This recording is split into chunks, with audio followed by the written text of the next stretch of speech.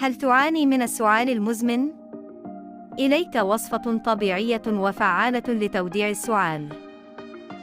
وصفتنا تستخدم مكونات متوفرة في كل بيت، سهلة التحضير وسريعة المفعول ضد السعال. ابدأ بتحضير الزنجبيل الطازج، المعروف بخصائصه المضادة للالتهاب والسعال. أضف إليه العسل الطبيعي الملطف والمحارب للعدوى لتعزيز فعالية الوصفة.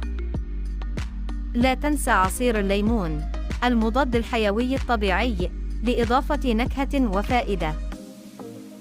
تناول هذا المشروب الدافئ مرتين يومياً للتخلص من السعال وتعزيز مناعتك. جرب وصفتنا اليوم وشاركنا تجربتك. لا تنسى الاشتراك للمزيد من الوصفات الصحية.